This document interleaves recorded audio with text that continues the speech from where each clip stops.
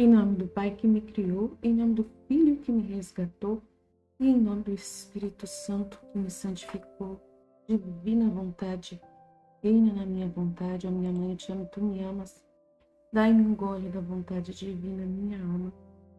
Me abençoa, Mãe, para que todas as minhas ações sejam feitas diante de vossos olhos maternais. Em nome do Pai, do Filho e do Espírito Santo. Amém. Suprema Majestade, eu venho em sua divina vontade, em nome de todos, do primeiro ao último homem que existirá na terra, para dar a ti as homenagens que tem de direito, as adorações, os louvores, o amor, as reparações, por todos e por cada pecado. Vem, Senhor, na tua divina vontade, dou-te a minha vontade humana, por meio do Imaculado Coração de Maria, que possui todos os dons e os frutos da divina vontade.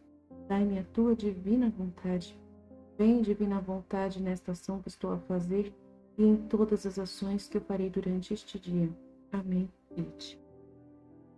Vinde, Espírito Santo, vinde por meio da poderosa intercessão do Imaculado Coração de Maria, vossa amadíssima esposa e nossa mãe. Amém. Vinde, Espírito Santo, vinde por meio da poderosa intercessão do Imaculado Coração de Maria, vossa amadíssima esposa e nossa mãe. Amém. Vinde, Espírito Santo, vinde por meio da poderosa intercessão do Imaculado Coração de Maria, vossa amadíssima esposa e nossa mãe. Amém.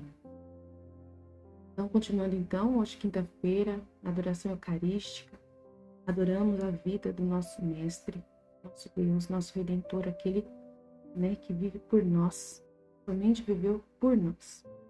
Tudo o que fez foi para nos amar, para nos recriar.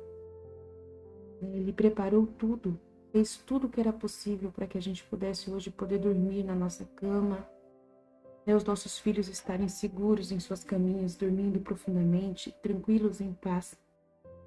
Tudo isso, a gente ter tudo o que a gente precisa ter, não faltar nada, ter o nosso emprego, se nós temos um emprego, se não temos emprego, mas que tenhamos a nossa casa, um meio de mantê-la, de ter um cobertor para você cobrir nesse frio, de ter a água, ter o fogão, o gás, a comida básica para você se alimentar, para ter as pessoas que você tem com você, com saúde, condições de você andar, condições de você comer, condições de você engolir, de você processar o alimento todo, condições de você pegar as coisas com suas mãos, condição de você olhar, de ver e ouvir, de saber julgar, ter inteligência para poder ir trabalhar ou fazer alguma coisa para receber, para ganhar o seu sustento.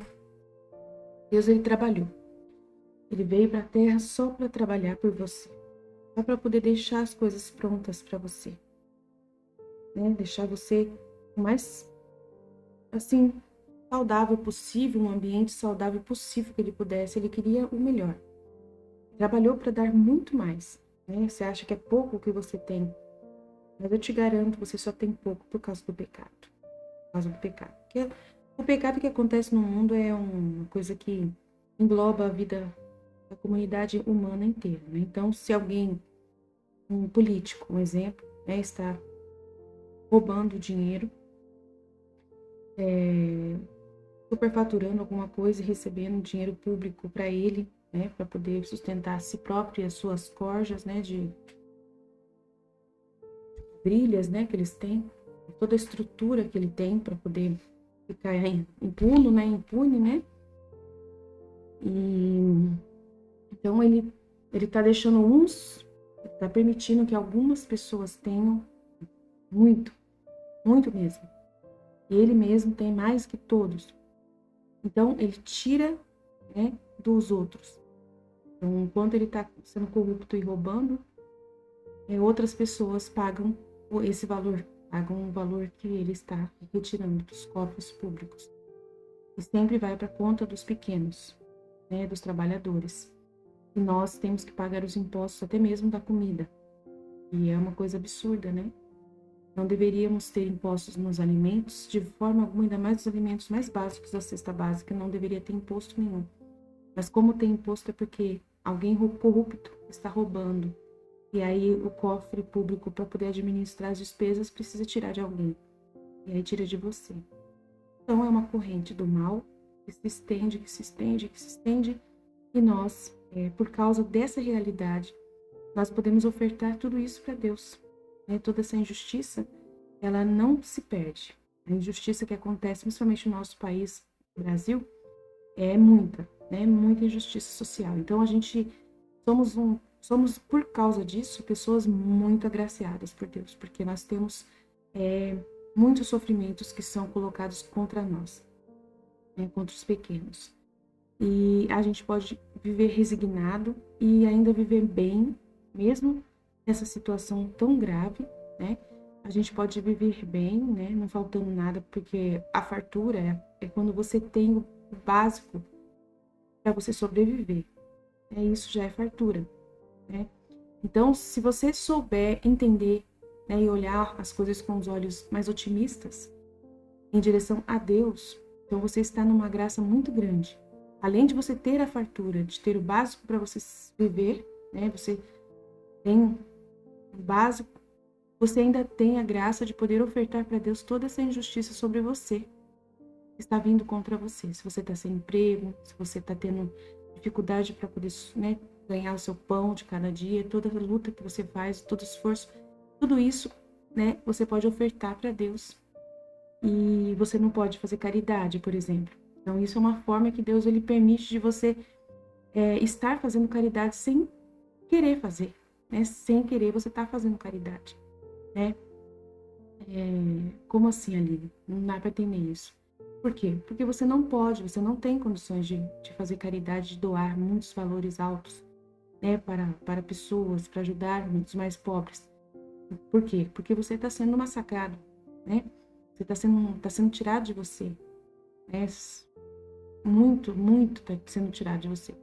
E Deus, ele vai e põe isso na balança. Ele sabe que você não tem condições. E se você fizer, mesmo assim, der tudo o que você tem, Você está vendo um pobre que aparece na sua porta, e você vai, olha para sua despensa, e você olha tudo que você tem, ainda você dá alguma coisa, divide com aquele pobre algo que é pouco do que você tem. Então, isso tem um valor mais imenso do que se você tivesse sobrando e pudesse doar. Entendeu? Então, é muito importante você entender as oportunidades que Deus dá para você. Tem um valor imenso. E Ele quer que você tenha consciência desse valor, da obra que você está fazendo. Então, é isso tudo que Jesus fez na vida íntima dele, quando ele vivia na terra. Ele purificava tudo o que era feito pelos seres humanos.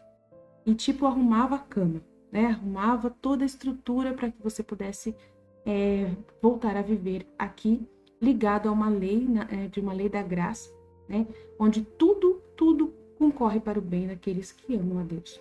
Exatamente tudo concorre para o bem daqueles que amam a Deus. Até as injustiças e até a violência concorre para o bem daqueles que amam a Deus.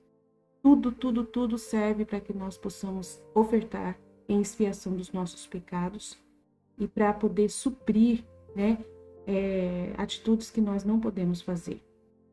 Então, muitas vezes antes de saber tudo isso, eu ficava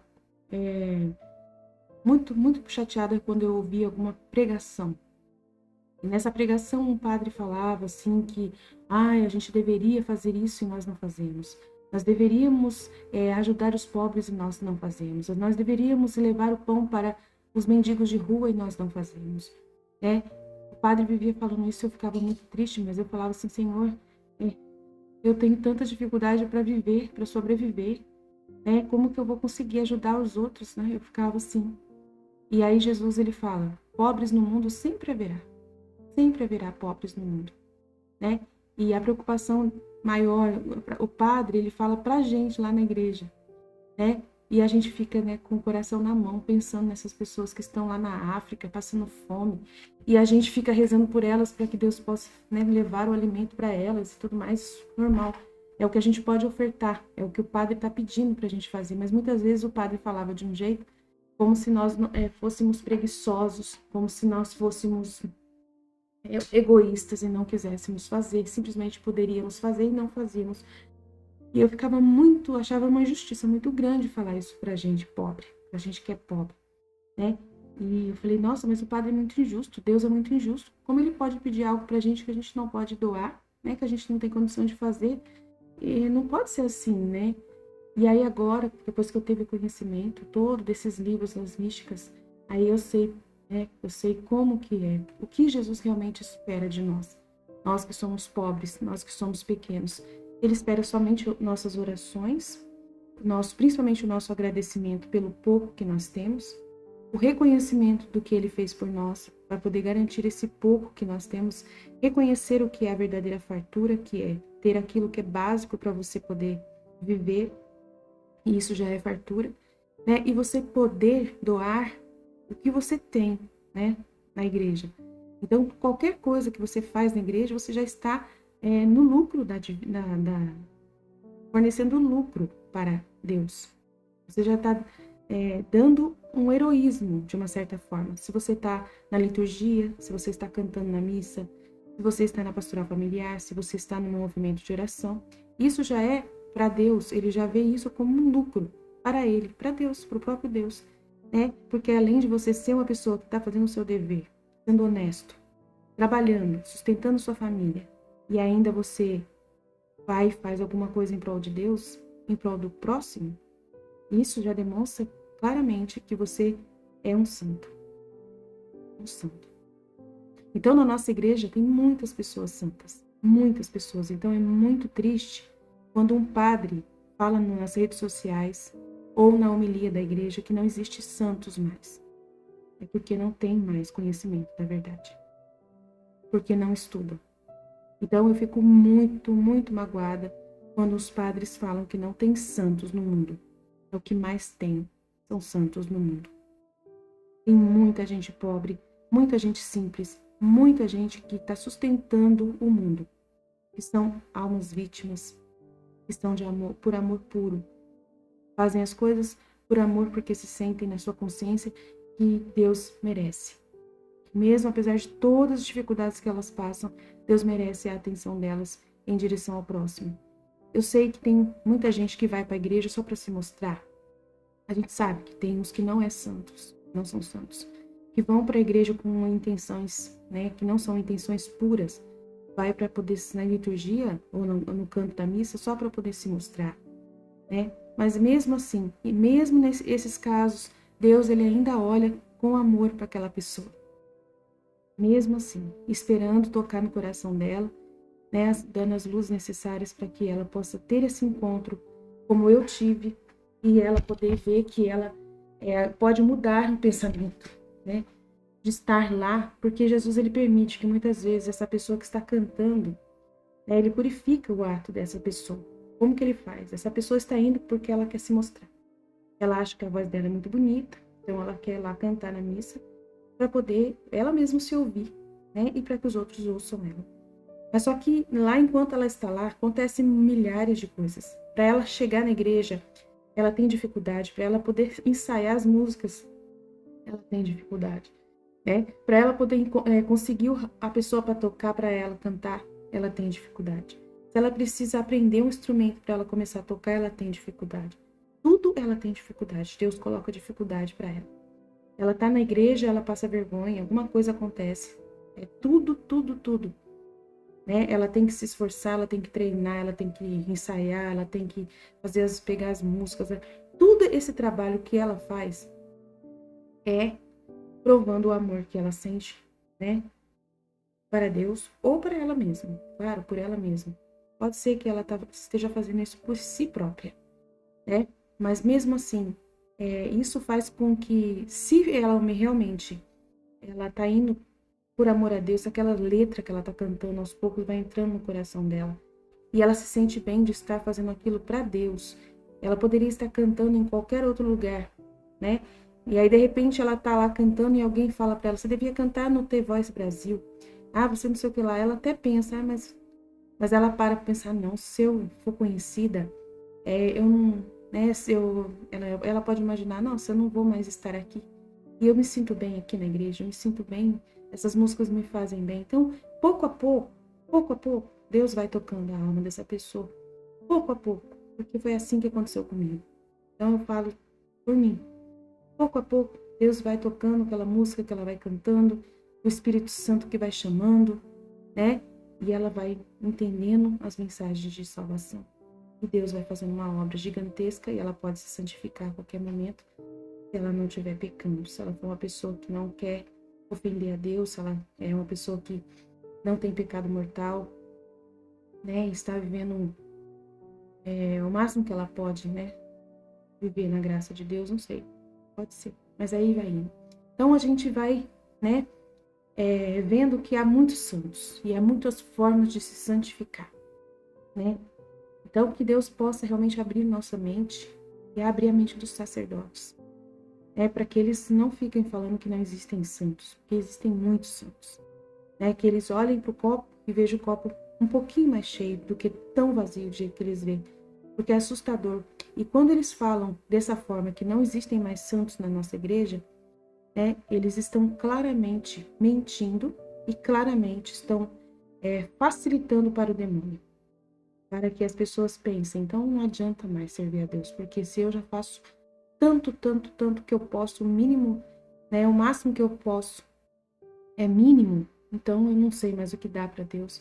Então Deus é muito exigente demais, então não dá. É melhor eu mudar de igreja, né, porque aqui nessa igreja não dá.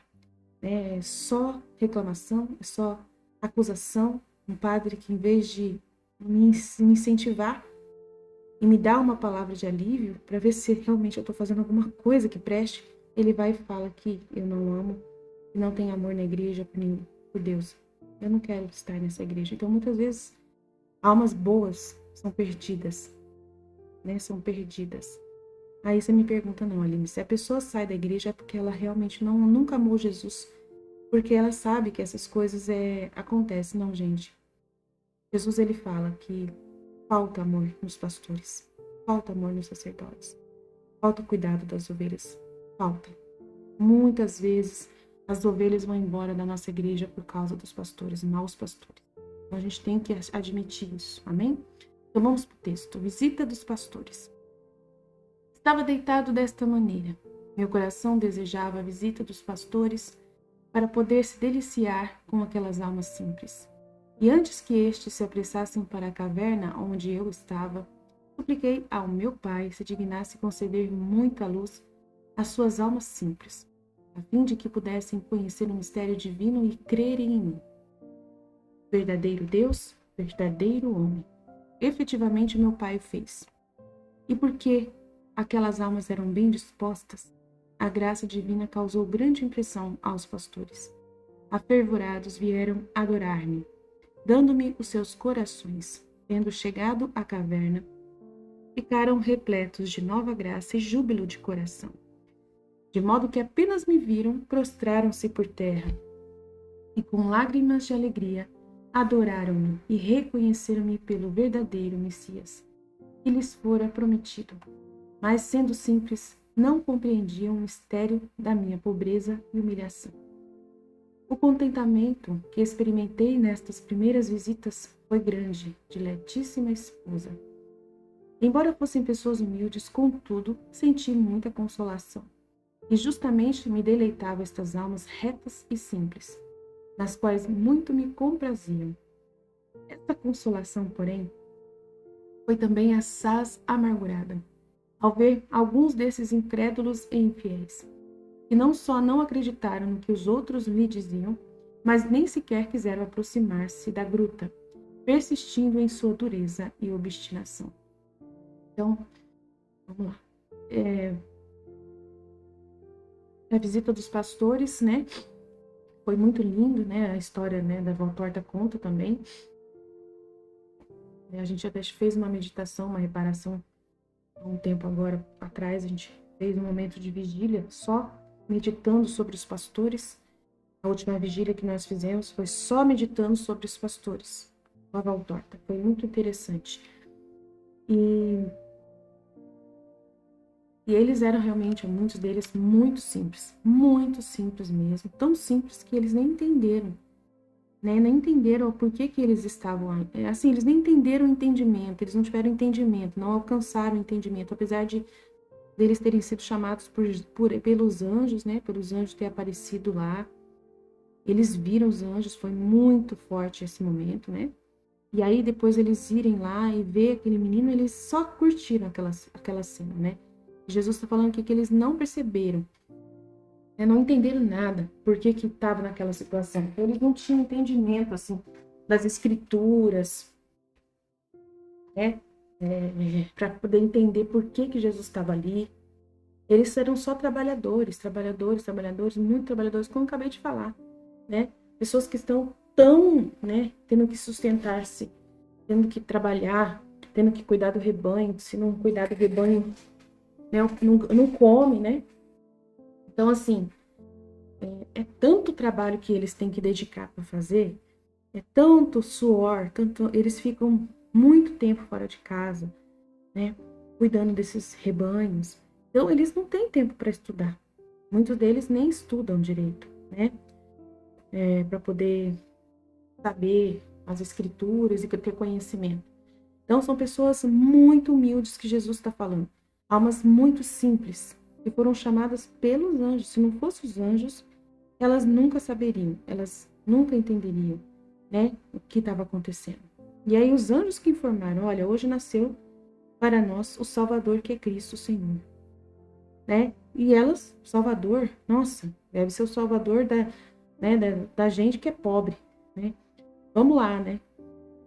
E aí eles foram, né? Vamos ver. E alguns não foram, né? Jesus até fala que alguns não foram. Então, aí eles foram lá, crianças, homens, velhos, foram lá todo mundo. E são pessoas muito boas, né? Muito boas, porque teve vários pastores lá que criavam filhos de outras pessoas que já tinham morrido, né? E pegavam crianças abandonadas para poder trabalhar com eles, ajudar a aprender o ofício. Então é bem interessante, né? O quanto que eles eram ocupados naquele ofício de serem pastores. Cuidavam bem das ovelhas e era o principal objetivo deles, era cuidar das ovelhas deles. É só isso que eles se preocupavam, com as ovelhas, né? E ter pessoas para poder manter as ovelhas organizadas, né? Era o trabalho deles que eles se preocupavam. Só em fazer bem o trabalho deles, mais nada. Era essa a única preocupação que eles tinham. Só essa preocupação, um dever. Nós temos um dever, né? E esse dever é cuidar dessas ovelhas, então vamos cuidar dessas ovelhas, né? Vamos tal. Aí eram almas bem dispostas para a graça divina, por causa que mesmo eles estão lá trabalhando, eles ouviram os anjos e saíram para ver o que estava acontecendo, né? E eram muito caridosos, né? É muito interessante. Se preocuparam até mesmo pelo o frio que estava. Quando perceberam que era uma criança que estava nascendo, perceberam, se colocaram no lugar de Nossa Senhora, de José, pensando que eles deveriam estar com fome. Entenderam, né, por que que eles não tinham lugar para ficar, porque eles eram pobres também, por causa que ela estava grávida, por causa que a cidade estava cheia. Então, eles não julgaram, né? No primeiro momento, um deles que apontou o caminho para a gruta, né, o que foi aquele que foi o anjo que apontou para José o caminho da gruta, ele até pensou um pouquinho mal de José, porque falou, nossa, traz a mulher grávida com barrigão, meu Deus do céu, né, andando no burrinho nesse frio, e ainda sem ter lugar para ficar, então eu vou ajudar, né, vou tentar ajudar, coitado, que situação, né, então ele ficou com dó. Ficou com dó e ao mesmo tempo pensou, nossa, mas ele é muito irresponsável, né? E não sei, passou uma porção de coisa, deve ter passado uma porção de coisa na cabeça desse homem. Mas isso não impediu ele de ir lá, né? E foi uma criança que mais incentivou ele, vamos. E aí ele, né, ele viu os anjos, aquilo chamou atenção e foi claro, né? Nasceu para nós, vai lá, vamos adorar, vocês vão adorar. Eles foram. Então, muito interessante. Já estava deitado desta maneira, na manjedoura, ele já estava na manjedoura. Meu coração desejava a visita dos pastores para poder me deliciar com aquelas almas simples. E antes que estes se apressassem para a caverna onde eu estava, eu supliquei ao meu pai se dignasse conceder muita luz às suas almas simples. Então, elas foram iluminadas pela luz de Deus para irem até lá, a fim de que pudessem conhecer o mistério divino e crer em mim. Então, eles para entenderem quem é Jesus. Então, alguma coisa ali Deus iluminou para eles poderem ligar uns pontos de coisas que eles já tinham ouvido, mas que não eram estudiosos. Mas eles ouviram coisas, né, da mãe, do pai, da tradição judaica daquela época, né? Verdadeiro Deus e verdadeiro homem. E Belém era perto de Jerusalém.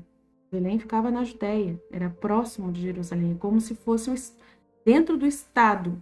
Né? Não tem o estado de São Paulo, o estado de Minas Gerais, o estado do Espírito Santo? Então, Judéia era um estado. E a cidade de Belém estava dentro do estado da Judéia e a capital da Judéia era Jerusalém. Então, Jerusalém não estava longe. Então, eles tinham acesso às festas de Jerusalém no templo. Então, eles tinham alguma formação religiosa, eles tinham. Alguma coisa religiosa, eles tinham. Né, de esperar o Messias, de ouvir falar que estava esperando o Messias, alguma coisa. Então, aí Deus deu a luz para as suas almas simples, a fim de que pudessem conhecer o mistério divino e crer em mim. Então, eles eram judeus, né? Verdadeiro Deus e verdadeiro homem. Efetivamente, meu pai o fez. E porque aquelas almas eram bem dispostas, a graça causou grande impressão aos pastores. Afervorados da graça, cheios da graça, né, com muita alegria e conhecimento, né, de entender, de ter entendido pelos anjos, vieram adorar-me, dando-me os seus corações. Tendo chegado à caverna, eles ficaram repletos mais ainda de uma nova graça de entendimento, que a graça sempre é entendimento, e júbilo de coração, de modo que apenas já me viram e prostraram-se por terra, reconhecendo ele como Deus, reconhecendo como Salvador que veio do céu, com certeza. E com lágrimas de alegria adoraram-me e reconheceram-me pelo verdadeiro Messias, que lhes fora prometido. Então, eles tinham ouvido falar desse prometido, e os anjos devem ter clareado um pouco mais a mente deles. Mas, sendo simples, não compreendiam o mistério da minha pobreza e humilhação. Então, eles sendo tão simples, eles não compreenderam o mistério de Jesus ter nascido naquela situação ali. Eles deviam ter pensado que era uma coincidência muito triste, né? Uma coincidência triste. Aquele casal estar numa situação daquela ali naquele momento por causa da situação da cidade, né? Então, eles não compreendiam o mistério da pobreza e humilhação. O contentamento que experimentei nessas primeiras visitas foi grande, diletíssima esposa. Embora fossem pessoas humildes, contudo senti muita consolação. Né? Por que ele estava dizendo isso? Embora fossem pessoas humildes, por quê? Porque não tinha tanto conhecimento, isso que ele quer dizer, tá? Contudo senti muita consolação. E justamente me deleitavam estas almas retas e simples, nas quais muito me comprazia. Essa consolação, porém, foi assaz amargurada, porque tinha alguns lá que eram incrédulos e infiéis, que tinham mais malícia. Ah, não vou acreditar, não. Alguma coisa eles estão querendo. Esse casal aí é meio estranho, podem ser ladrões, podem ser maus. Então, tem pessoas que assim. Então, incrédulos e infiéis que não só não acreditaram no que os outros lhes diziam, e esses não tiveram a graça pelo jeito de verem os anjos. Né? Porque para ver o anjo tem que ser puro de coração. E esses, com certeza, infiéis, eles não acreditaram no que os outros lhes diziam. Por quê? Por causa que eles não devem ter visto os anjos. Mas nem sequer quiseram também se aproximar da caverna, persistindo em sua dureza e obstinação. Esta dureza e infidelidade causaram-me muita aflição, tanta aflição que não podia deixar de derramar lágrimas ao ver os mesmos, tão favorecidos e convidados pelo anjo, se mostrarem tão obstinados. Então, alguns devem ter visto o anjo também, e mesmo assim não foram. Que estranho, né? E pode ser que porque não tenha fé, não tem, né, não vê o anjo como alguém do céu, que é bom, né? Não tem essa experiência, né, de entender que algo extraordinário está acontecendo e, né, vai saber. Tanta coisa que a gente pode... um anjo vai te chama. Você pode pensar que é um fantasma, você pode achar que não é um anjo, você pode achar que não é boa coisa, você pode pensar um monte de coisa. Ah, de repente é o demônio que chamou, ele pode se vestir de anjo de luz, então eu não vou... Então tem essa coisa de desconfiança, né? Dureza do coração, desconfiança. Então também pode ser, né? De repente um anjo chama você E você, por dureza de coração e desconfiança, fala, ih, deve ser um fantasma, deve ser coisa da minha cabeça, eu tô louco, isso não é verdade. Tem tudo isso, né? Isso aí também. A graça que meu Pai deu aos outros, concedeu-a também a estes, mas neles não produziu efeito, por serem almas pecadoras. Aí, ó. Neles não produziu efeito a graça, porque são almas pecadoras, não puras, e não simples e retas, como aquelas que acreditaram no convite e tiveram a sorte de reconhecer-me e adorar-me. Então, a pessoa que é pecadora é desconfiada mesmo, né? Porque ela é tão pecadora, sabe que ela é má, e ela acha que qualquer outra pessoa é má, né? Ela acha que, né? Então, é bem assim, a gente sabe como que funciona, né? Se você vê pecado em você, se você sabe que você faz pecado, você vê pecado em tudo. Isso é muito perigoso do pecado. Por isso que não vale a pena você pecar. Porque o pecado, ele é tão corrosivo em todos os sentidos, que além de você ver a culpa em você, porque você é falso, você vê também falsidade nas outras pessoas. É uma coisa natural acontecer. Às vezes as outras pessoas são super boas, mas porque você é pecador, você não percebe que as outras pessoas são boas. Não sabe diferenciar uma pessoa boa de uma pessoa má. Porque o pecador, ele vê maldade em tudo. Ele não acredita que existe o bem. É muito importante entender isso. E todo pecador é assim, tá? Todo. A graça que meu Pai deu aos outros, concedeu também a estes, mas neles não produziu efeito por serem almas pecadoras e não são simples e retas como aquelas que acreditaram no convite e tiveram a sorte de reconhecer-me e adorar-me. Ofereci esposa raríssima ao meu pai a pena que sofri vendo essas almas tão duras e obstinadas que desprezavam os convites do anjo. Juntamente com a graça, roguei-lhes que se dignasse perdoar-lhes tamanha falta e dureza. Pedi-lhe ainda recebesse minhas lágrimas em desconto das ofensas e injúrias recebidas às almas ingratas, que tanto resistem aos seus chamados e doces convites. Então ele ofereceu essa pena, né, pelas almas que estão nessa situação de pecado, obstinadas e desconfiadas, que desprezam os convites da graça de Deus, né, e elas se mantêm, né, desperdiçando as graças. Então ele rogou que Deus perdoasse essa tamanha falta de dureza. Olha que importante isso, né? Pediu que ainda recebesse as suas lágrimas, né, de nenenzinho, em desconto das ofensas e injúrias recebidas dessas almas ingratas, né? Os comentários que elas fazem. Essas almas pecadoras, elas fazem maus comentários, tanto na sua própria mente, como pela boca mesmo. É ruim de eu ir lá ver esse casal lá. Isso aí não é Messias, coisa nenhuma. Tem alguma coisa errada aí. É muito estranho estarem dentro de uma gruta, né, nessa pobreza, nesse frio. Eu não estou acreditando que um Messias, um anjo, dizer que o Messias, o rei, nasceu no meio de um estábulo com animais. É ruim, hein? Você acha que eu vou acreditar? Então isso é blasfêmia, ofensas, injúrias, né? Que essas almas ingratas que tanto resistem à graça, né, e ao chamado de Deus, né? E doces convites de Deus.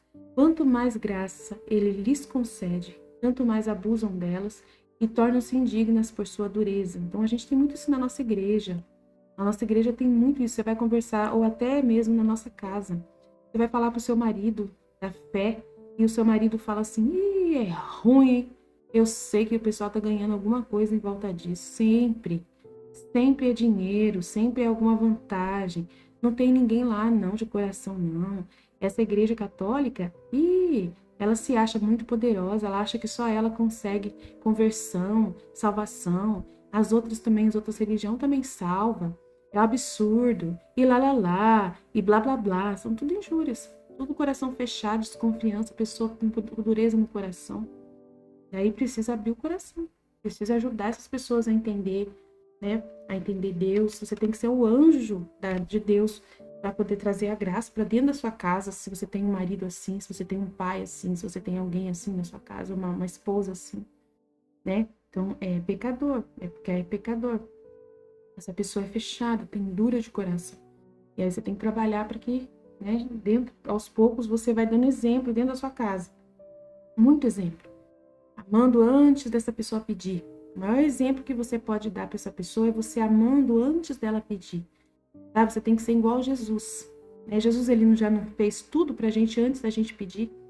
Ele já não preparou, como eu disse, a cama pra gente dormir, né? Preparou tudo pra gente antes da gente pedir. Então, você precisa ser essa pessoa, herói, dentro da sua casa. Você tem que ser um herói. Antes daquela pessoa precisar, você já tem que estar à disposição. Você tem que ser uma pessoa, assim, muito, muito diferenciada. Muito diferenciada. Né? De tudo que essa pessoa conhece. Né? Se o seu marido, ele fala, as pessoas são assim, as pessoas são assim. E você tem que ser exatamente o contrário do que ele está falando. Sabe? Mostrar para ele que o bem existe. E que o bem está na cara dele. Na cara dele. Mas só que daí, quando você vê que ele não percebe, ele é cego, não percebe o que você está fazendo, aí na hora certa, você vai falar. Mas eu faço isso por você. Mas eu faço isso por você. Mas eu faço isso por você. Na hora que ele estiver assistindo uma notícia e estiver falando mal dos outros, ou ele estiver falando mal do padre, ou estiver falando mal de qualquer pessoa, do seu vizinho, você fala, mas só que você é muito abençoado. Nossa, eu? Você é muito abençoado. Porque eu sou sua esposa, eu sou sua esposa e eu faço isso por você, eu faço isso por você, eu faço isso por você, eu faço isso por você, eu faço isso por você. Aí ele vai falar assim, Mike, é sua obrigação. Não, não é obrigação. Lembra que antes eu não fazia tudo isso? Antes eu agia assim, eu agia assado. Antes eu agia desse jeito, tanto faz, tanto fez. Hoje eu não brigo mais. Hoje eu não arrumo uma confusão com você. Hoje, né, e tal. Hoje eu faço isso, hoje eu faço aquilo, hoje eu faço isso. Entendeu? E daí, se de repente ele não entender, se essa pessoa ainda fechar o coração, você para de fazer.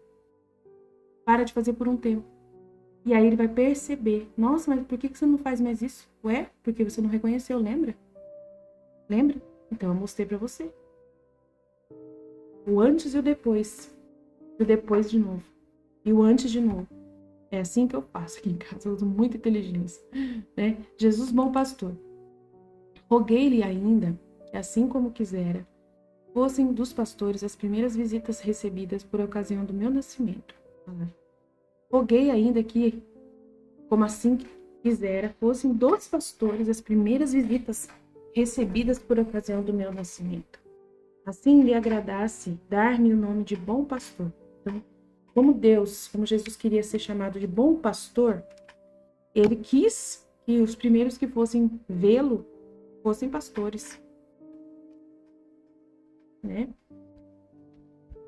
Muito legal isso, né? Para que eu fosse chefe de todos os pastores. E o mais perfeito e santo dos pastores.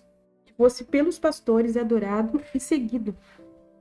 Então, os primeiros que Jesus, né, quis aparecer, vamos representar aqui sacerdotes. Sacerdotes. As primeiras pessoas para quem Jesus quis aparecer, para os sacerdotes. Porque eles são os pastores, né? Para os pais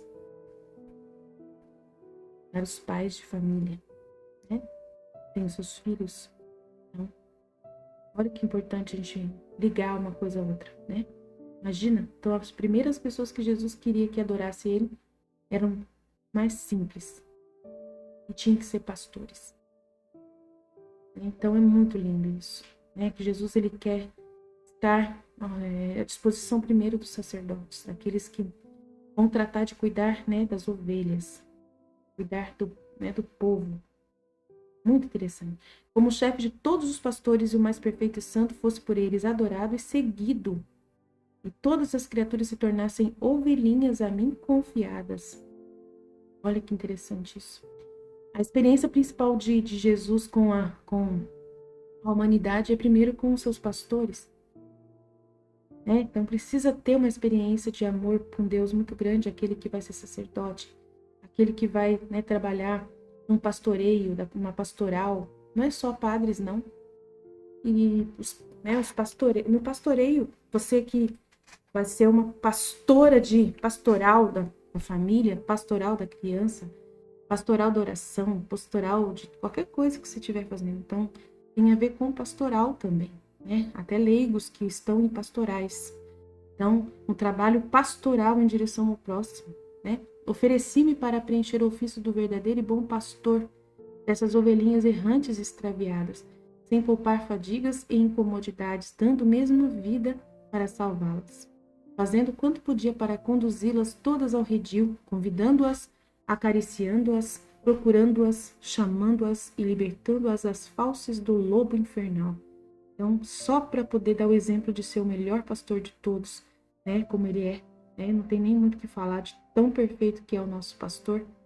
Só se perdessem as que a força mesmo quisessem fugir de mim. Então, só vai aquele embora, aquela pessoa mesmo que prefere amar o outro pai, como a gente disse ontem.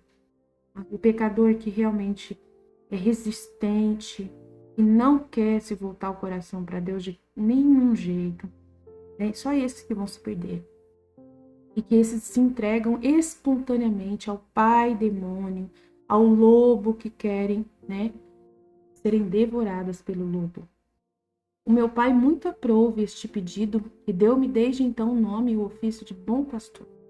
Comecei imediatamente a exercer tal ofício, se não em obras, por me achar em idade inteiramente nesse momento, bebezinho inábil, recém-nascido, ao menos pelas orações e as súplicas, pedindo ao meu pai, olha lá, ele não podia exercer o ofício ainda de ser o pastor, né, na sua vida pública que ele se transformou no pastor. Então ele não podia ainda exercer o ofício, mas ele, pelas orações, ele poderia fazer muita coisa. Tá vendo como a gente também pode fazer muita coisa somente pelas nossas orações e súplicas?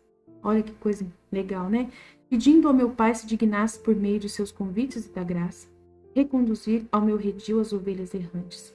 Então você que está buscando a divina vontade, enquanto você ainda não está preparado, quando você ainda não está pronto para viver a divina vontade, como a gente vive aqui na nossa comunidade, né?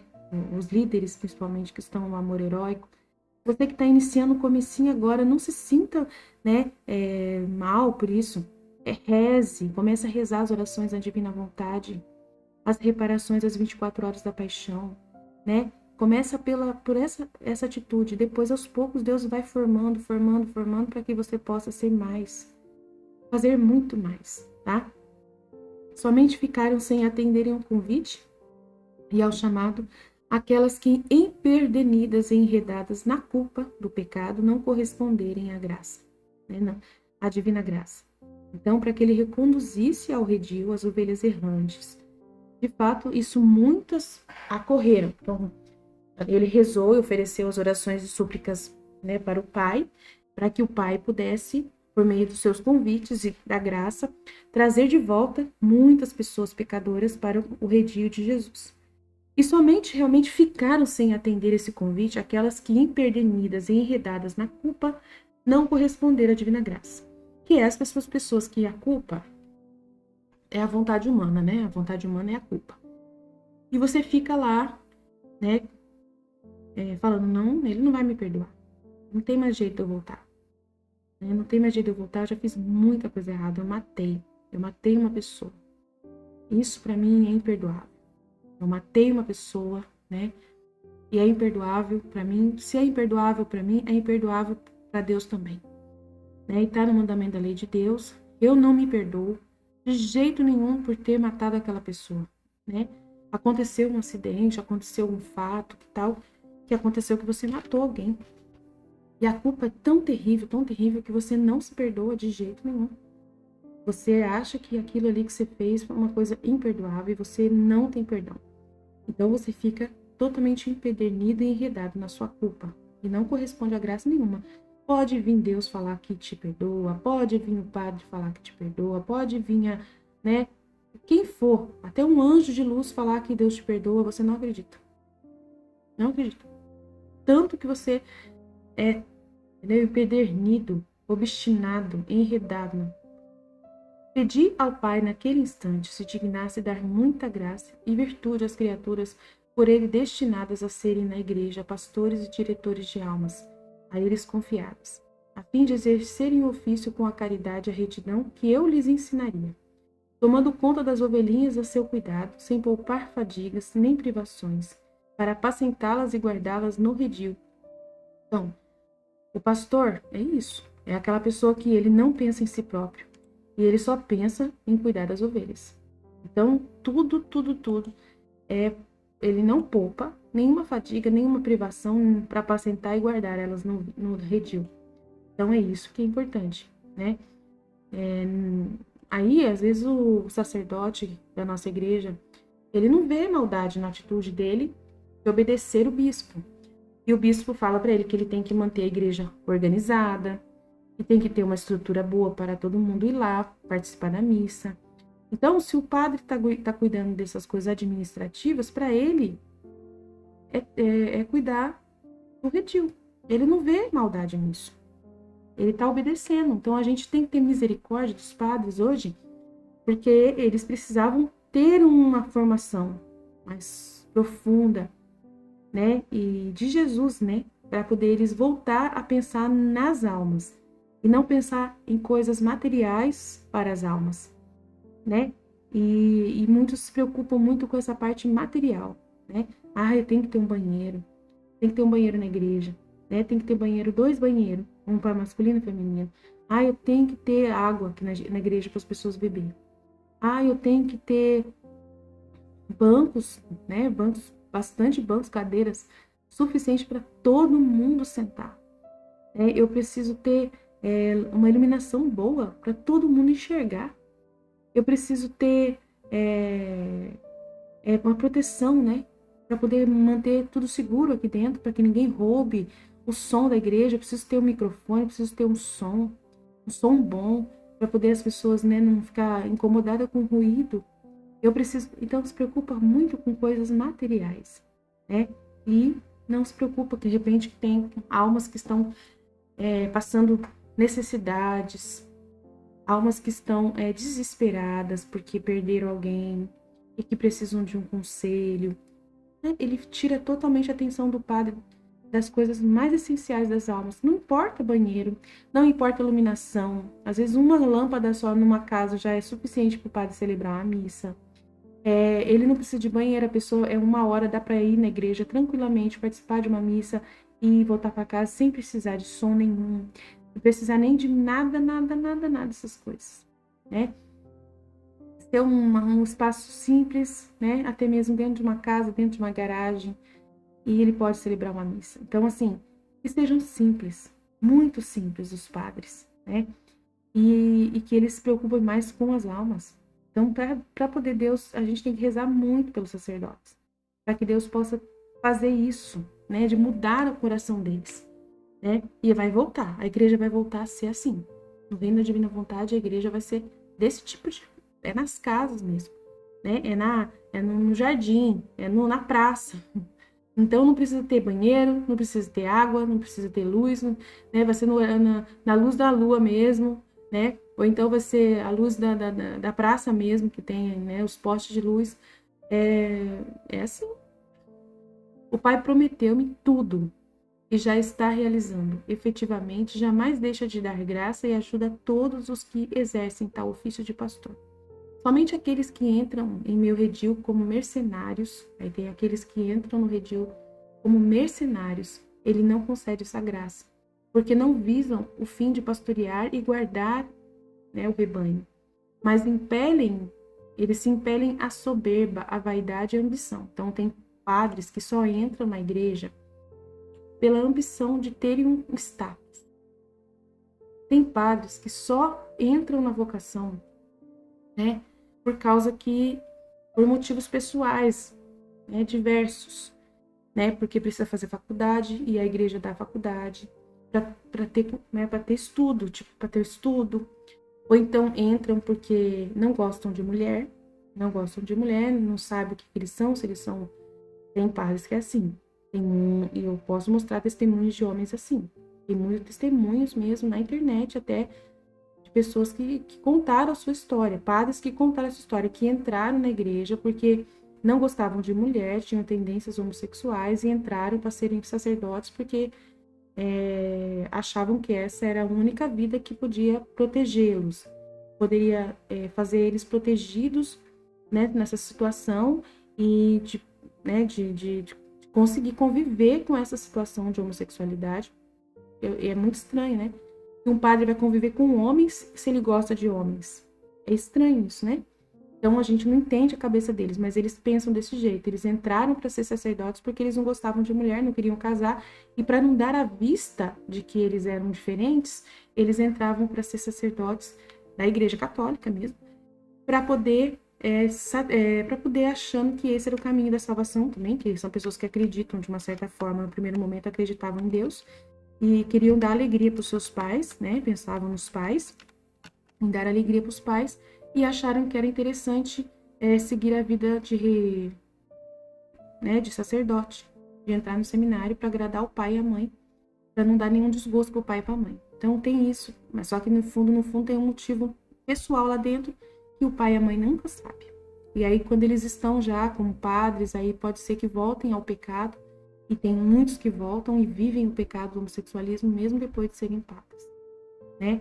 Então é assustador, tá? No Vaticano tem muito disso lá, né? Muito disso. A gente tem um livro que explica sobre isso, né? No Armário do Vaticano, e é jornalístico, né? E aí tem muita gente que é desconfiado, vai falar que não é verdade esse livro, mas é um livro com fim jornalístico. Eu sei que tem muita gente querendo falar mal da igreja. Eu sei que tem pessoas que acham que é uma pessoa que está querendo atacar a igreja com esse livro. Mas não, a intenção dessa pessoa não é isso. A intenção realmente é mostrar que tem uma realidade de homossexualismo que tem que ser aceita. Eles estão querendo que seja aceito, né? É uma intenção dessas pessoas de aceitar, das pessoas aceitar o homossexualismo como uma condição que existe. É um problema muito sério, né? Eles não estão com má intenção, entendeu? A intenção deles é provar de que essa situação está até dentro de uma pessoa que tem fé. Que essa situação é tão inerente da alma que realmente a pessoa nasce homossexual e não muda mesmo com Deus, mesmo ela servindo a Deus. É isso que eles querem provar nesse livro, entender? Que é uma coisa muito profunda da pessoa, que aquilo ali, de repente, eles querem provar que aquilo ali é vontade de Deus, de que Deus criou pessoas nesse estado de homossexualismo. Eles querem provar nesse livro e em vários outros tipos de literatura nessa área, eles querem ser aceitos. Os homossexuais, eles querem ser aceitos, eles querem ser amados pelas pessoas. E é um desespero deles, uma comunicação de desespero. Então, eles estão usando todos os artifícios reais e verdadeiros que existem para poder provar para a sociedade, né, humana de que eles não são aberrações. Eles têm essa necessidade. Então, o Papa Francisco, ele colaborou com esse livro, com esse jornalista, que ele é homossexual, que fez esse livro. Então, é muito interessante a gente ter misericórdia no coração e a gente não acredita nunca nessa realidade de que isso é uma coisa que Deus permitiu, que Deus concedeu uma forma de alguém nascer nesse estado. Isso é pecado, isso é consequência de pecado, isso é invocação, né, para o pecado, é invocação, né, invocação para o pecado. E é antinatural, né? Isso foi incrustado dentro das pessoas, né? De uma forma assim demoníaca, satânica, que entrou na história da humanidade desde sempre, né? Através do pecado mesmo, através da iniquidade, através do amor próprio, da autocompaixão, né? Da rebeldia e tantas outras coisas. Então é algo muito, muito mal. É tão mal, tão mal, tão mal, e que assim, enredou a sociedade em alguns pontos muito importantes. Então, a pessoa acha que nasceu nesse estado, mas quem convenceu essa pessoa de que ela é assim?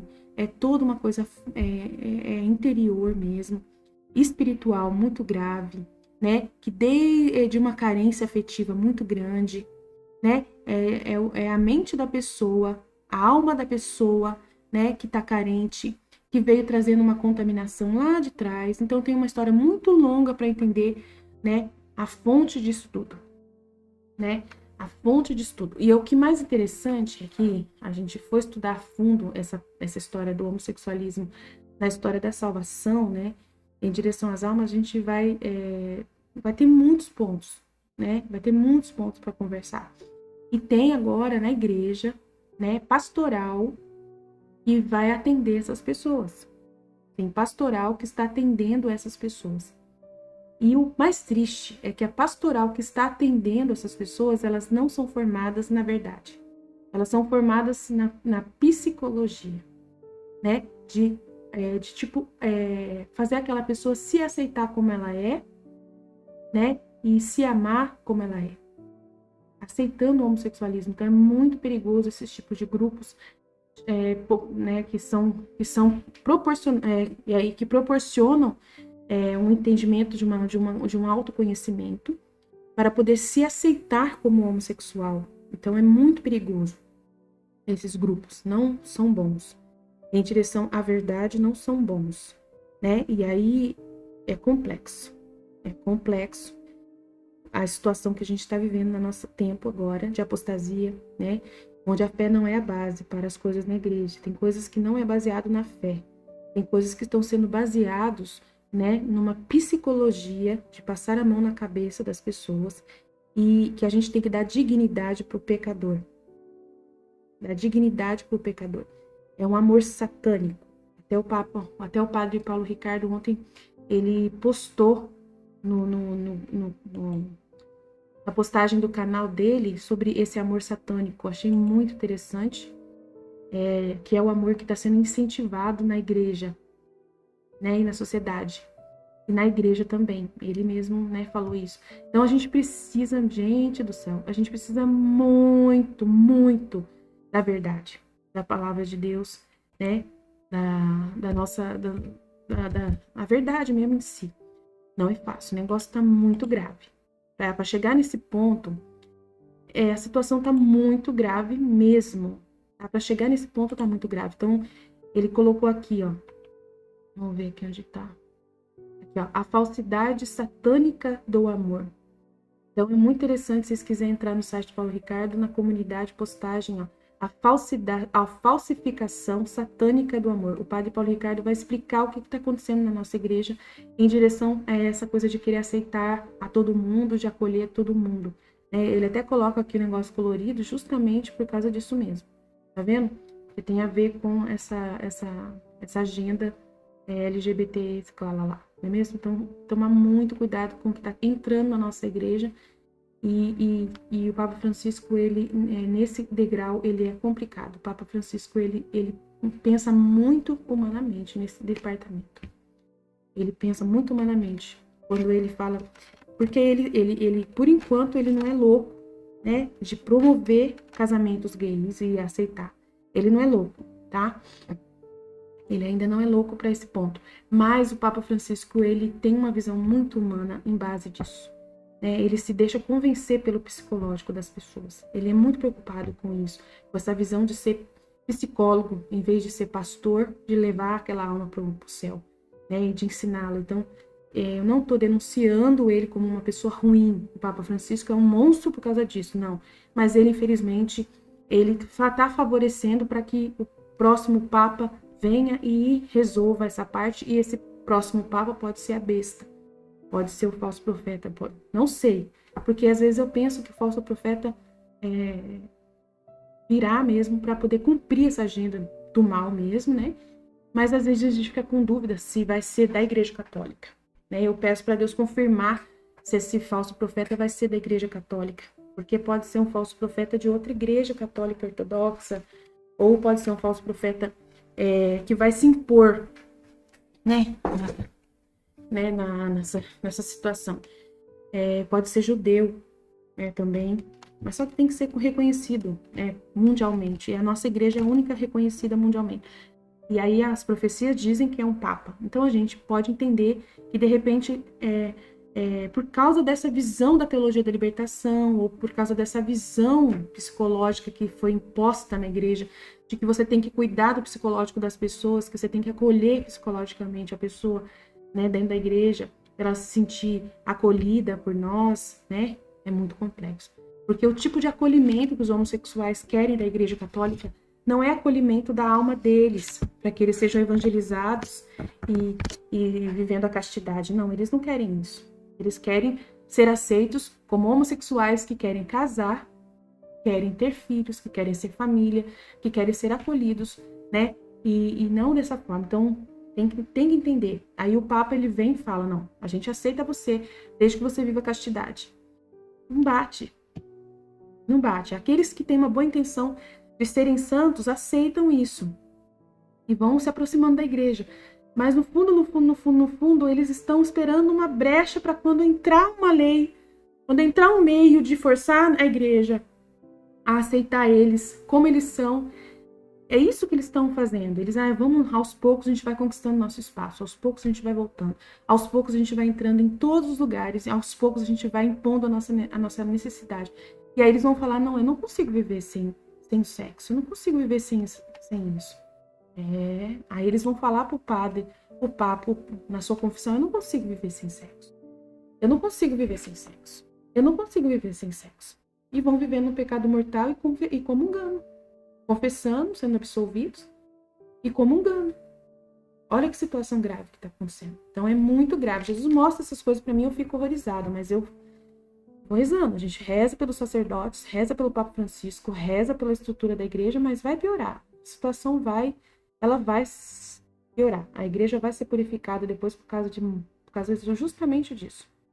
Purificada, que eu digo, ser destruída mesmo por Deus, por causa dessas coisas.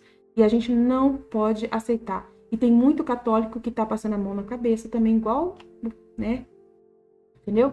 Tem muito católico que tá, sabe? Começando a entender que é assim, que não tem como. Os católicos leigos estão começando a entender, por isso que favorecem os pais, principalmente os pais desses filhos, eles não vê a maldade, nenhuma maldade, eles não vê essa malícia. E aí eles acham assim, que bom que a igreja acolhe meu filho, graças a Deus tem um grupo para meu filho fazer um encontro, e eles acham que o filho vai se converter e vai ser homem de novo, mulher. Não. Tem que tomar cuidado. Gente, é muito, muito complicado, né? O Pai prometeu-me tudo e já está realizando efetivamente, jamais deixa de dar graça e ajuda a todos os que exercem tal ofício. Somente aqueles que entram em meu verdil como mercenários não concede a graça, porque não visam o fim de pastorear e guardar a minha grei, né, o meu povo, o meu rebanho, mas impelem-nos a soberba, vaidade e ambição, por isso tornam-se indignos do auxílio divino de Deus. Arruinam o redil que com tantos artifícios por si mesmos quiseram agarrar para guardar. Então, por si mesmos, a psicologia, né, eles querem agarrar essas pessoas para guardá-las forçadamente, numa situação de que não tem como manter essas pessoas no rebanho, porque elas não querem se converter. Elas querem ser aceitas como pecadoras. Aí, mas todo mundo é pecador ali, né? Misericórdia de Deus perdoa. Então vai indo nessa que vocês vão ver. Conquanto eu, esposa caríssima, fosse ab eterno, já inteiramente ciente de tudo pela divindade que em mim havia, por estar o verbo eterno unido à minha humanidade, não obstante tornaram-se-me todos presentes e causavam-me pena incrível. Ao invés, antes que o verbo estivesse unido à natureza humana, eu não era capaz de penas, né, de sofrer. E embora enquanto Deus tudo soubesse, não podia ter desgosto por ser Deus inteiramente capaz de qualquer pena e dor. Então, ao invés de que o verbo estivesse unido à natureza humana, antes ele não era capaz de sofrer. Enquanto Deus tudo soubesse, soubesse todo o pecado, soubesse todo o mal, soubesse tudo de ruim, Deus, na sua natureza divina, não sofria. Não sofre. Ele vendo lá do céu tudo isso que está acontecendo de ruim na terra, ele não sofre. Tá? Então, ele precisava vir para unir a natureza humana para poder sofrer. E não podia ter desgosto por ser Deus, inteiramente incapaz de qualquer pena e dor. Então, está falando que lá no céu ele não podia sofrer. Entendeu? Porque ele, né, quando ele estava ciente de todo o pecado, ciente de toda essa indignidade dos seus pastores, lá no céu, enquanto ele estava lá, ele não sofre. No céu ele não sofre. Enquanto ele estava em Deus, enquanto ele não era encarnado. Depois que ele se encarnou, né, ele sofre. Seu coração continua, ele é vivo até hoje, né? Deus é eterno, ele tem vida eterna. Ele ressuscitou dos mortos. Então ele tem vida passível de sofrimento até hoje. E onde que ele está sofrendo? Na Eucaristia. Então ele está dentro, né? Ele está na Eucaristia, na sua presença, corpo e sangue, alma e divindade, né? E ainda com a união hipostática hoje, né? Na Eucaristia, e ali em cada ofertório, sacrifício da missa, ele está sendo morto. Ele está sendo morto novamente.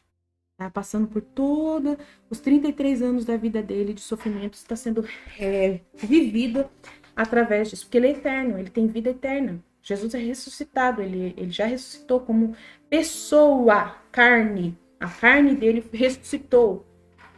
Você tá entendendo? Ele é glorioso, ressuscitado, mas ele é carne ainda. Depois que ele se encarnou, ele nunca mais volta a não ser encarnado mais. Ele não voltou a ser só verbo lá no céu. Agora ele é o verbo unido à carne, para sempre, até por toda a eternidade. Então ele está na Eucaristia. Ele se deixou presente na Eucaristia, como se fosse a Eucaristia um sinal da sua presença no meio de nós. Não é um sepulcro. Vamos dizer assim que não é um sepulcro. Não tem sepulcro para Jesus. O sepulcro está vazio. Não tem sepulcro para Jesus. Se você for visitar Jesus, você nunca vai encontrar um sepulcro para visitar Jesus. O corpo de Jesus está vivo. O corpo de Jesus está vivo em cada hóstia consagrada. Acorda para a vida. Então, ele está vivo e nós o adoramos, né? Num símbolo, numa substância que ele permitiu. E aí essa substância, agora, somos nós, os filhos da divina vontade. Ele falou que nós somos as almas que ele está consagrando presente dentro de nós, na nossa humanidade. Ele pegou a sua humanidade, né? A sua humanidade viva, e ele está dentro de nós, vivendo aqui dentro, na sua humanidade viva. Então, por isso que no livro do céu, Jesus saía e mostrava para Luísa que ele saía de dentro dela. Saía a mão dele de dentro dela. É incrível, sei, é incrível. Ele tem esse poder, mas ele faz isso. E ele consagra hoje uma alma da divina vontade, aquela alma que está na divina vontade, unida plenamente com a vontade dele, unida na graça. Qualquer alma que está na graça, totalmente na graça, que está confessando sempre seus pecados, reconhecendo o seu pecado e sente o perdão. Essa pessoa que está cheia da graça de Deus, cheia de verdade, que aceita Jesus como Salvador e tem o conhecimento de buscar o Evangelho. Essa pessoa que está vivendo nessa vida numa fusão de união com Deus, na divina vontade, ela é a presença eucarística na Terra. E não só o Filho da Divina Vontade no alto grau de heroísmo, é todas as pessoas justas, católicas, batizadas, tá? Que recebem a Eucaristia e têm todos os sacramentos, receberam todos os sacramentos, né? E não todos, porque tem gente que não recebeu a ordem, né? Eu tô falando dos sacramentos básicos, né, da iniciação cristã. Todas essas pessoas vivem na divina vontade. Elas podem viver, se elas viverem santas, como eu disse no início. Sendo santas, como eu disse no início, né? Como eu disse no início. E não tem culpa, não fica guardando culpa no coração, não fica fechado o seu coração na dureza. Ela sempre, ela vai confessar e sente perdoada em paz, e vai receber Jesus na Eucaristia tranquilo, coração limpo, e vai lá adorar Jesus, e repara Jesus rezando, faz penitência. Tudo isso ela aceita, se resigna diante dos sacrifícios, do castigo, diante das lutas. É uma pessoa que está vivendo a divina vontade. É simples a divina vontade. Ela é simples. A gente, quando ensina que tem a diferença entre não viver na divina vontade e tem uma diferença de entendimento, é para poder as pessoas ter conhecimento cada vez mais. Mas assim, sem o conhecimento, Jesus fala que a pessoa não entende, não tem consciência. E essa pessoa tem que ter consciência, né, da vida na divina vontade. E demora para ela ter consciência. Ela tem que ver que Jesus está dentro dela e que os atos dela são o próprio Jesus dentro dela. Está continuando, ela tem que ter a consciência de que ela está representando Jesus na Terra. Então, o Filho da Divina Vontade, num grau maior, é aquele que tem o conhecimento, o entendimento e a consciência. Então, precisa estudar para poder o reino da Divina Vontade vir. Aí que precisa, né, que essa alma entenda. Porque não adianta nada ter um monte de alma na Terra, santas vivendo na Terra, né, mas que elas não falam, que elas não fazem atos claros, demonstrando que elas sabem que elas são Jesus na Terra, de que elas são, entendeu, gente? É bem interessante entender isso. O reino da divina vontade, ele precisa acontecer pelo conhecimento, porque nós temos um dom da palavra criativa. E essa palavra criativa, quando você fala, eu vou conseguir algo, vou fazer algo em nome de Jesus, né? Eu vou, a minha oração, ela tem que ter conhecimento da oração, do poder da oração dela. O que ela quer, Deus quer também. Então ela ouve uma notícia, né, de pecado que está acontecendo no mundo. Ela tem que ter consciência de que ela tem um poder muito grande. E ela não sabe disso porque não tem formação na nossa igreja para poder formar isso, né? Precisa de uma formação maior. Então, Jesus mandou o livro do céu para ter essa formação maior, através da Luísa Picarreta, para a pessoa entender como orar na divina vontade. E aí ela vai orar na divina vontade, e naquele momento que ela está orando, acontece assim, meu marido chegou em mim, por exemplo, esses dias.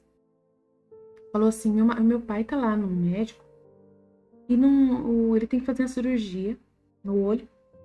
Já faz 3 horas que ele tá lá. Eu levei ele e a minha cunhada ficou com ele lá. E eu levei ele e ele tá... o olho dele não tá... Como que é o nome? Quando o olho não... esqueci o nome. Sabe quando pinga o colírio para poder dilatar? Isso. Aí o olho dele não dilatava de jeito nenhum. E o médico não conseguia liberar ele para fazer a cirurgia enquanto não dilatava o olho dele. Aí na hora que o meu esposo falou, eu falei, Senhor, vai lá agora. Dilata o olho do meu sogro agora, em nome de Jesus. Falei assim, fiz um sinal da cruz na testa do meu esposo, falando, você vai lá buscar seu pai. Pode ficar tranquilo, seu pai já tá, vai dar tudo certo. Sim, perfeito. Eu tenho consciência da minha oração. Quando chegou lá, o pai já estava esperando ele para ir embora. Eu já tinha feito a cirurgia. Então, no exato momento em que eu falei, Senhor, vai lá. Por favor, resolve o problema. Resolveu. E meu marido acreditou na hora, né? Falou amém, fiat. Se o seu marido falar amém, fiat, a palavra acontece. Exatamente o que você falar em nome de Jesus acontece. Porque você está em união com a vontade de Deus. Então, precisa... O justo, o santo, precisa entender isso. E não tem esse entendimento na igreja. Então, por isso que a gente traz o livro do céu para poder as pessoas estudarem.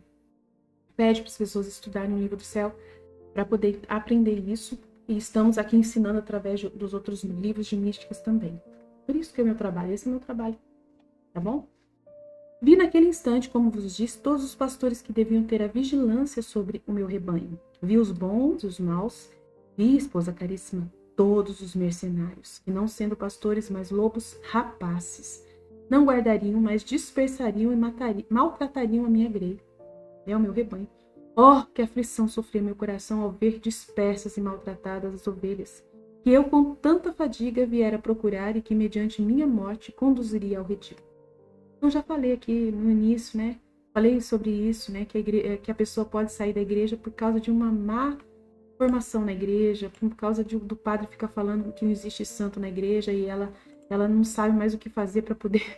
Ou a gente ignora o que o padre fala, que é horrível você ter que ignorar o que o padre está falando, ou você chora, né, por causa disso que o padre está falando e acredita no que o padre está falando, e aí você se sente cada vez mais culpado, cada vez mais mal. Vai entender, que loucura, né, isso aí. Ofereci essa aflição e dor ao Pai, roguei-lhe que em virtude dessa pena, tão intensamente sofrida, se dignasse impedir a entrada de tais pessoas no redil. E que se alguma vez permitisse que entrassem em castigo das ovelhas que, dissolutas em demasia, se afastassem para longe do caminho reto em busca de pastos venenosos. Que a pessoa sai da igreja, vai para outro lugar e aí já era, né? Vai para uma igreja universal. O maior pasto venenoso é uma igreja universal e outras igrejas. Ao menos fosse de seu agrado dar força às ovelhas de sofrerem tal castigo em paga dos seus erros. Então ele pega e faz esse momento das ovelhas sofrerem tal castigo para pagar os seus erros quando elas vão lá para uma igreja universal da vida. E ao pastor a luz e graça de se emendar. Então Jesus pede, né, para que possa acontecer essa conversão. E se este não usasse a graça, livrasse o rebanho, né? Se o pai não usasse a graça, que livrasse o rebanho de tal lobo, desse pastor, né? do modo que contribuísse para a sua maior glória e a salvação do rebanho. Pedi-lhe ainda concedesse sempre nova graça e nova luz aos pastores que, bons e verdadeiros, governassem o rebanho, me imitassem e seguissem, conforme concedeu aos pastores que foram na gruta. Ao entrarem e demorarem ali nela, ficassem repletos de nova graça e dons celestes. Pede leite. Após a partida dos primeiros pastores da gruta para retornarem à guarda dos seus rebanhos, fiquei no presépio com minha mãe José, seu esposo. Comecei a sentir a necessidade de tomar o alimento que, como o homem, precisava para crescer. Sentia, esposa caríssima, essa necessidade e sofria por isso. Minha querida mãe não ousava, por humildade, oferecer-me o leite e esperava sempre uma ordem referente ao tempo em que eu queria ser alimentado. Então, isso eu já falei, que a Nossa Senhora sempre, ela só dava o mamar para ele se ele falava que sim. Além do frio, por causa da rígida estação, quis sofrer também isto, depois do meu nascimento, isto é, a fome, e estando pronto o alimento, privei-me dele por algum tempo, fazendo jejum, para sentir essa necessidade. Um bebê ele já fazia jejum por nós. Ofereci este sofrimento ao meu pai e rogava que em virtude desse sofrimento do jejum, do frio, desse muita graça para quem se abstecesse do alimento jejuando por amor de mim e para imitar-me. Então, se você jejua por amor de Jesus e imita Jesus, então que desse muita graça para você. Especialmente as almas inocentes, as quais desde os mais tenros anos se encaminham para a virtude. Então, as almas inocentes que querem ser santas, crianças já que querem ser santas, a fim de poderem praticar a imitação de mim com grande proveito, tão santo exercício, necessário à aquisição de outras virtudes. Então, ensina o seu filho pequenininho já a jejuar. Pode ensinar. Os pastorinhos de Fátima jejuavam muito. Então, ensina o seu filho a jejuar. Não é pecado, não. Se a igreja fala que criança não precisa jejuar por causa de coisinha de saúde, por causa de besteira. Besteira. Ensina o seu filho a fazer penitência e jejuar. Fala para ele, não, hoje você não vai comer essa fruta que é tão gostosa. Hoje você não vai comer sobremesa porque você vai fazer jejum. É assim, penitência. É assim. Já ensina o seu filho, tá? É muito importante fazer isso por amor a Jesus. Estando, pois, assim, faminto e necessidade de alimento, falei ao coração de minha dileta mãe, a fim de que me desse o leite, fazendo sentir também a ela a necessidade de tomar algum alimento. Então, eu estou falando da virtude, para poder a criança receber graça. Não quer que o seu filho seja uma criança cheia da graça? Então, é para isso, tá? Jesus falou que vai dar muita graça para quem se abstiver de alimento. Isso inclui a criança, tenro anos, desde os mais tenros anos, criança, tá? Estando, pois, assim faminta e necessidade de alimento, falei ao coração de minha dileta mãe, a fim de que me desse o seu leite, fazendo sentir também a ela a necessidade de tomar o alimento. Então, quando ela também sentisse fome, dele ainda compreender como sempre que tivesse necessidade de alimento, ela também teria fome, porque ela quase não comia. Então ele tinha que fazer isso porque ela era muito, muito dedicada mesmo, e ela não comia enquanto ele não comesse. Ela tinha essa coisa de sofrer com ele mesmo, essa necessidade. Então ele orientou ela para que ela comesse na hora que ele tivesse fome. Do outro modo, seu coração teria sofrido demais, visto que seu amor materno não comportava ver-me tanto nessa tenridade sofrer. Sua dor teria sido grande demais ao ver-me sofrer e tendo pronto o alívio não poder me dar. Muitas vezes, no entanto, fiz ela experimentar esse sofrimento. Às vezes eu sentia necessidade e recusava o leite para sofrer a pena e fazia com que ela me fizesse companhia no meu sofrimento, a fim de ser em tudo a minha perfeita imitadora.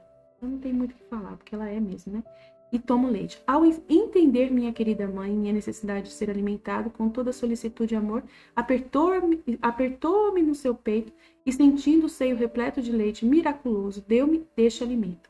Que gosto eu senti, como eu senti, Como a Luísa fala, vocês nem imaginam como foi, Ao tomar esse alimento, esse leite virginal da minha mãe. Minha dileta mãe soube o bem e ao mesmo tempo ficou cheia de consolação e de alegria de suavíssima saciedade. Fiz-lhe provar a mesma consolação que eu experimentava ao alimentar-me com o leite dela. Olha que lindo, ela sentiu o mesmo prazer que ele sentia ao alimentar-se do leite dela.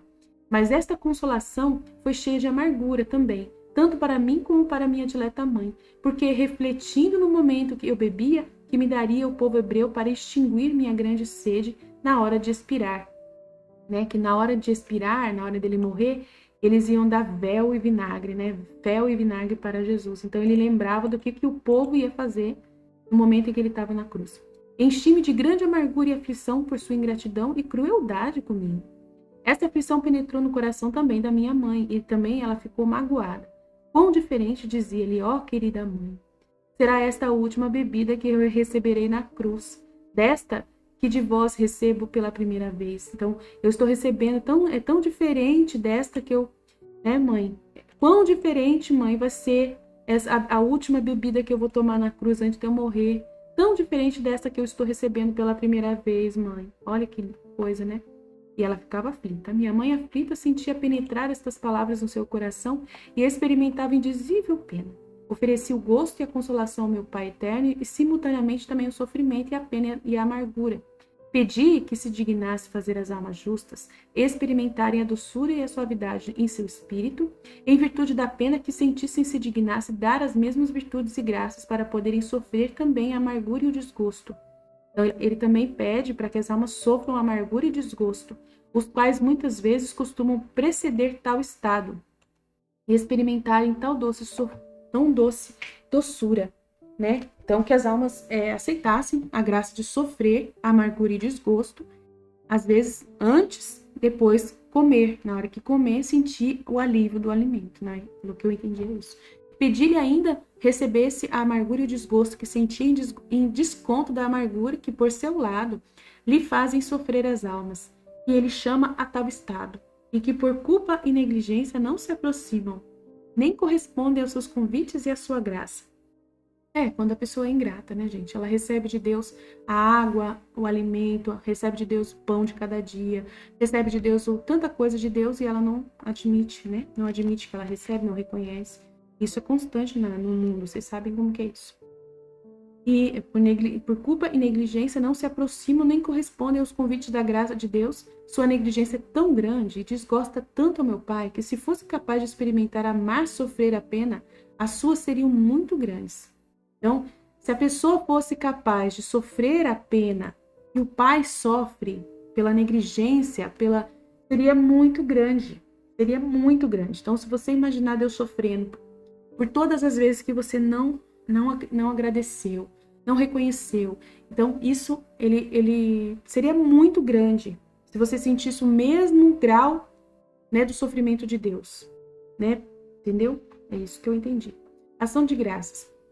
Após receber pela primeira vez o alimento do leite puríssimo de minha mãe, rendi graças ao meu Pai pelo sustento que lhe aprove dar-me de modo ao admirável e prodigioso saber leite puríssimo de uma virgem minha mãe.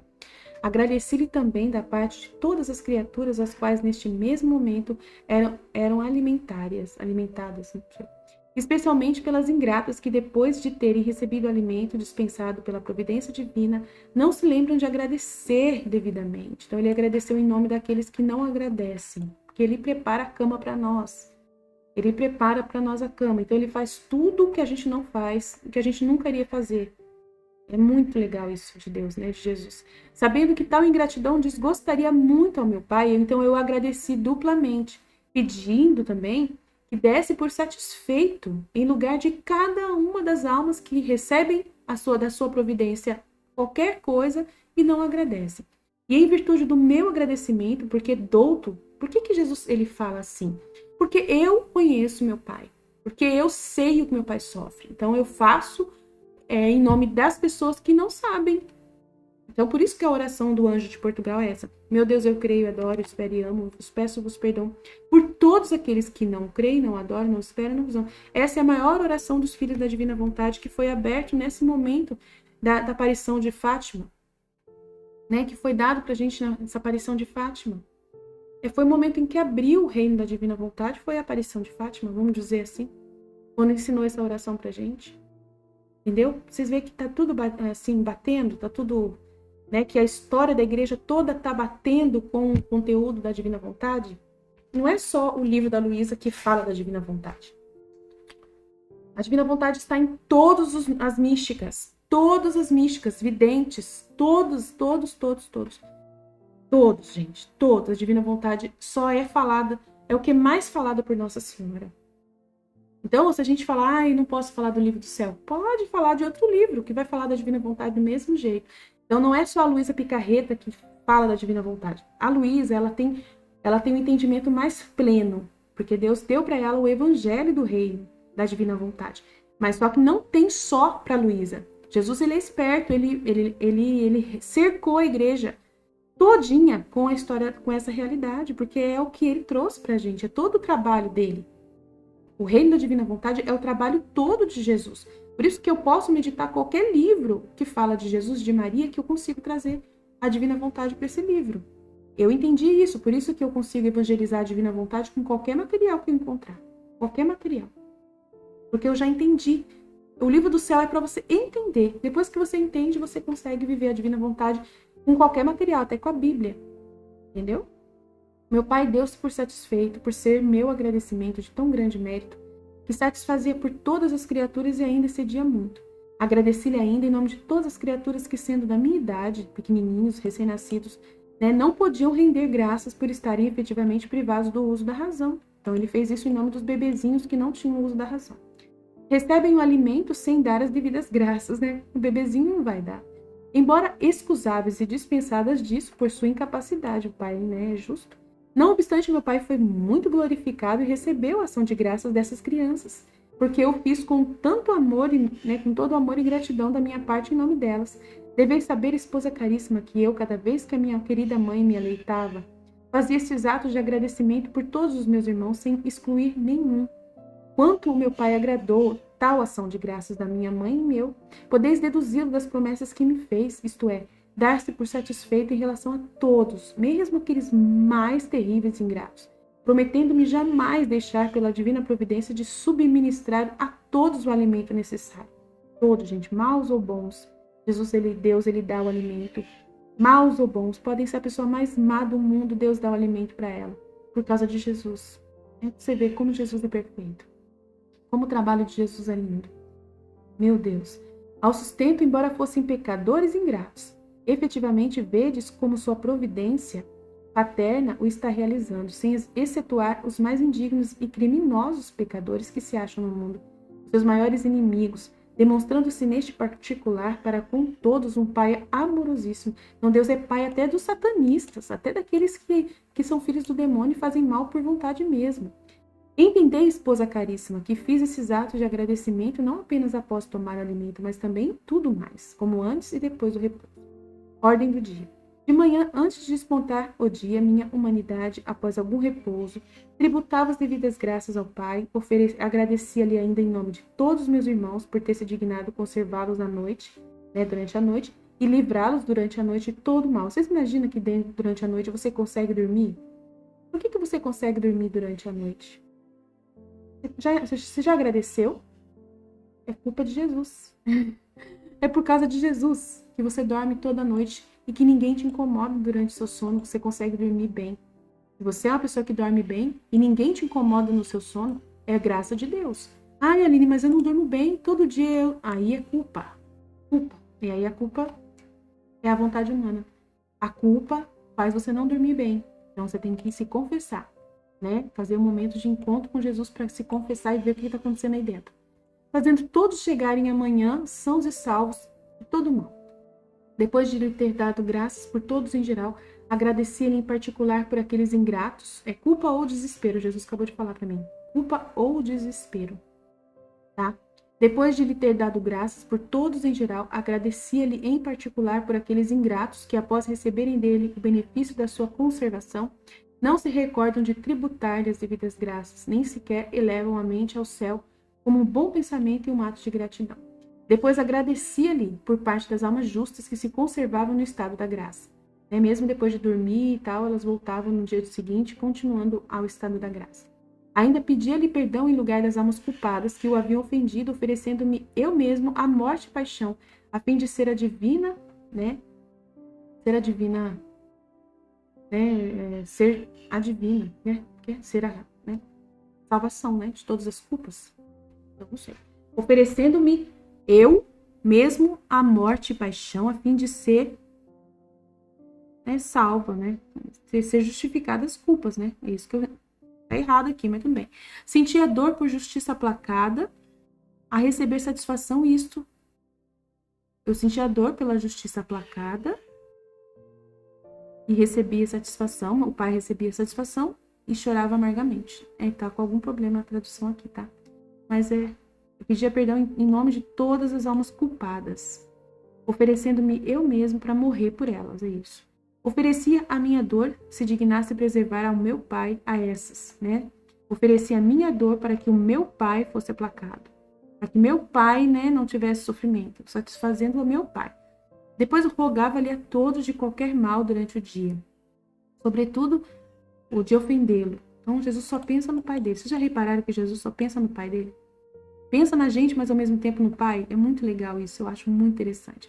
Pedi-lhe que lhe ainda, em geral, e depois em particular pelas almas negligentes, se levantam do repouso e vão para suas ocupações e nem sequer fazem ao meu pai uma súplica que se digne conservá-las vivas e livrá-las de todo mal naquele dia, é verdade. A gente não faz uma oração, né, pedindo para que Deus conserve a gente e livre da gente do mal. E nem de agradecimento, nada, nem pedido nem agradecimento. Meu pai punha muita complacência, né, muito o seu agrado nesses atos e recebia-os com amor incomparável, mostrando-se sempre pronto a fazer o que eu pedisse. Pois ele não podia negar-me coisa alguma, pelo amor que me dedicava e pela complacência que em mim encontrava. Olha, do agrado que ele encontrava em Jesus. Fazia o mesmo à noite antes de repousar. Pedi ao meu pai se dignasse livrar a todos de qualquer mal naquela noite e sobretudo do pecado. Meu Deus, que Jesus incrível, meu pai. Agradecia-lhe por se ter dignado a preservar a todos de qualquer mal durante o dia. Meu Deus, que lindo! Em particular pelos ingratos que não o fazem, tencionando suprir pela falta de todos. Pedia-lhe perdão por todas as ofensas recebidas naquele dia, via todas, uma por uma, sentia intensa pena e ansiava por derramar logo o meu sangue, para satisfazer a justiça divina. Uma vez que não podia derramar o sangue, derramava lágrimas que tinham muito valor e eram muito agradáveis ao meu pai. Ó esposa caríssima, quanto me doía ver as contínuas ofensas desenfreadas feitas a meu pai, sentia depois grande mágoa quando o dia ia começar, pensando que naquele dia o pai seria ofendido por tais criaturas. O mesmo sucedia ao começar a noite, vendo o homem se servir das trevas destinadas ao descanso para ofender ao pai com mais liberdade. Rogava-lhe que naquela noite se dignasse impedir de todos os modos aqueles que pretendiam ofendê-lo, a fim de que não fizessem, ao menos por impotência, visto que não queriam fazê-lo voluntariamente. Depois à meia-noite, louvava, bendizia e agradecia por parte de todos, como nesta hora bem poucos o louvam, né, meia-noite, porque a maioria está repousando ou até ofendendo-o. Eu supria por todos através deste louvor. Rogava-lhe instantemente aplacar-se em relação a eles e pelas maiores ofensas. Dava-lhe satisfação em lugar de cada um, afligindo-me com maior ou menor intensidade, segundo a gravidade da culpa cometida.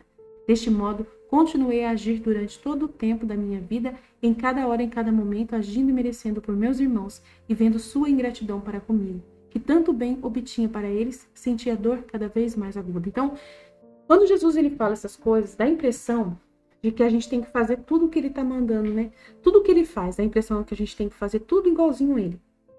Então, Jesus ele fala para mim assim: filha, fazer igual eu é impossível. Você não vai ter capacidade de fazer as coisas igualzinho eu fiz. Rezar o tempo todo como eu rezei em todos os minutos. Mas tenta. Ele falou para tentar. Ele falou, tenta. Mas o principal que eu preciso de você é que você aprenda e ensine. Ele falou assim, o principal que eu quero de você, Aline, é que você aprenda, entenda o que eu fiz. É o principal. Entenda e ensine. Se você cuidar de você entender e amar isso que eu fiz, me admirar, reconhecer que eu fiz tudo isso por você e falar obrigado, né? Nem que seja uma vez por semana. Ele falou, não precisa ser toda hora, porque eu sei que vocês têm a vida de vocês, os pensamentos precisam estar focados no que vocês estão fazendo.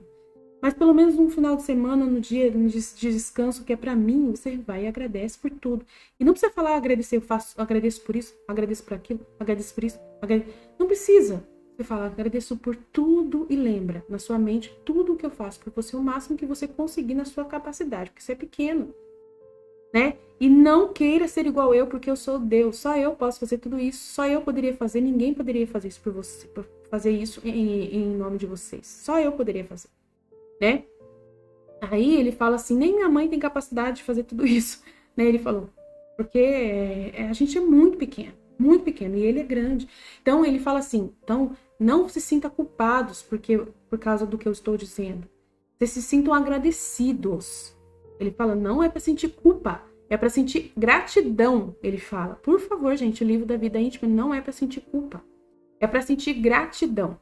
E assim, e aquilo que você fizer em direção a Jesus, de louvar, agradecer, bendizer, reparar, essas coisas, tudo que você faz, uma vez por dia que você faz já está muito bom, tá? E se não deu tempo de fazer porque você estava cuidando, no meu caso, como eu cuido de ajudar os outros a entender isso, então se eu estou ajudando os outros a fazer, a aprender isso, ou entender, ou reconhecer, isso já é louvor, isso já é reparação. Então Jesus ele fala, se você se dedica como eu me dedico, né, você não precisa ficar preocupado de, nossa, eu tenho que fazer penitência, igual Jesus fazia. Ah, eu tenho que fazer tal coisa, igual Jesus fazia. Ah, eu tenho que orar o dia inteiro, igual Jesus fazia. Tenho que agradecer o Pai à noite, de manhã, de tarde. Tenho que lembrar de todos os meus irmãos, tenho que repetir tudo que Jesus fez. Não é assim, tá? Não é assim. A vida na divina vontade não é assim. A vida na divina vontade é curtir. Entendeu? É curtir. Curtir tudo isso que Deus fez. Nossa, eu posso dormir sossegado, porque Jesus rezou por mim. Muito obrigado, Jesus, porque o Senhor rezou por mim. Agora eu posso dormir sossegada. Muito obrigado, Jesus. É assim. É curtir. O melhor jeito de você deixar Jesus feliz é você falar assim, nossa, eu tô podendo estar aqui na minha cama, debaixo do cobertor, por causa que Jesus rezou por mim. E aí, por causa das orações dele, eu posso dormir. Então, eu vou dormir gostoso. Em nome de Jesus. Eu vou ofertar o meu sono para poder dar para Jesus a felicidade de que ele sabe que eu estou curtindo e reconhecendo aquilo que ele fez. Em nome dele. Vou fazer com Jesus. Em nome dele. Como se ele estivesse dormindo comigo aqui agora. Agora eu posso dormir em paz. Ele está dormindo em paz dentro de mim. Nossa, fala sério, não tem coisa melhor. Ele é pai. Jesus é pai. Jesus ele é pai. Ele vê a gente como filhos. Ele é nosso pai. A gente fala, não, ele é nosso irmão. Não, ele é pai, ele é Deus. Então, ele fala, o que o pai fica feliz? É quando o filho está dormindo lá no bercinho e ele não precisa fazer nada. Ele não precisa fazer nada. Ele só tem que dormir. Agora, imagina, o pai deve ficar aflito que o filho tá chorando. E ele fez tudo para que o filho... Não é isso que acontece? Ai, meu Deus, por que ele tá chorando? Eu fiz tudo para ele ficar bem. Fiz tudo, trabalhei o dia inteiro, fiz de tudo para poder ele ficar bem e ele tá chorando. O que tá acontecendo? Então o pai fica aflito tentando resolver o problema do filho, né? Porque, nossa, ele fica até bravo às vezes. Ai, por que esse menino tá chorando? Meu Deus, né? Quantos pais que ficam bravos com a esposa. Por que esse menino tá chorando? Faz ele acalmar. Nossa senhora, eu já trabalhei o dia inteiro, eu tô cansado, né? Mas, por quê? O pai, ele quer que o filho fique bem, ele não quer que o filho fique chorando. Às vezes isso você acha que é mal do pai fazer isso, mas é lógico, uma coisa lógica, né? Então é isso, gente. Desculpa, eu sou muito exagerada. Então já tô aqui 1h38 falando sobre isso. É porque eu sou muito amante de Jesus mesmo, né? Quero muito ajudar as pessoas, né? Esse é o meu jeito de reparar Jesus. Então, agradeço de coração você que tem paciência e ouvir tudo isso e aprender com a gente aqui. Deus abençoe e fica com Deus. Fiat. Em nome do Pai, do Filho e do Espírito Santo. Amém. Jesus, eu confio em vós, Fiat.